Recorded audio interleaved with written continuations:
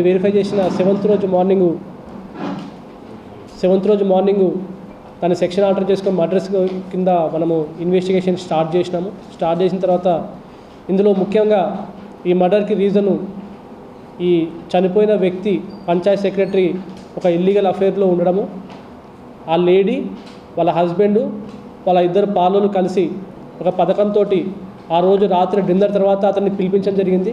పిలిపించిన తర్వాత ఇంట్లోనే తను అటాక్ చేసేసి తనని చంపి హతమార్చి ఆ డెడ్ బాడీని ఒక 2-వీలర్ పైన ఈ రెడ్డికుంట దగ్గర తీసుకుపోయి అక్కడ దాన్ని డిస్పోజ్ చేయడం జరిగింది.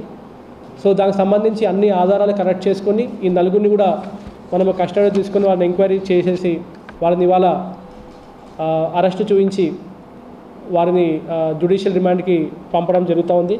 సో ఇందులో ఈ అక్యూజ్డ్ వివరాలు లింగంపేట మల్లయ్య, అతని భార్య సుజాత, బాలయ్య, మల్కయ్య, ఈ నలుగురు కూడా అక్యూజ్డ్ ఆ రోజు రాత్రి అతని భార్యతోటి సుజాత సెల్ ఫోన్ నుంచి ఈ చనిపోయిన పంచాయత్ సెక్రటరీకి ఫోన్ చేసి పిలిపించడం జరిగింది.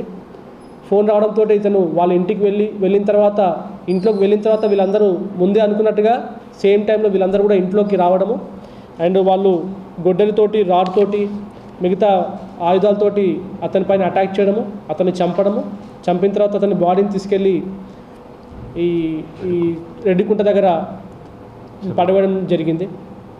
సో ఇది తెలిసిన వెంటనే మన టీమ్స్ ఈ డాగ్ స్క్వాడ్ని యూజ్ చేయడము అండ్ దాని తర్వాత ఇమీడియట్గా మొబైల్లో అతనికి సంప్రదించిన నెంబర్లన్నీ వెరిఫై చేస్తే ఈ అంతా ఇష్యూ కూడా బయటికి రావడం జరిగింది. అండ్ ఇష్యూ రిపోర్ట్ అయిన వెంటనే మనకి ఈ అంతమందిని మనము వెరిఫై చేసేసి రూల్ అవుట్ చేసుకొని మొత్తము ప్రిలిమినరీ ఎంక్వైరీ తోటి వీళ్ళందరినీ ఫిక్సప్ చేయడానికి మనకి ఈరోజు 11వ తారీఖు నిన్నటి రోజున మనం అరెస్ట్ చూపించడం జరిగింది. అండ్ ఈరోజు వాళ్ళని జ్యుడిషియల్ కస్టడీ పంపిస్తున్నాము.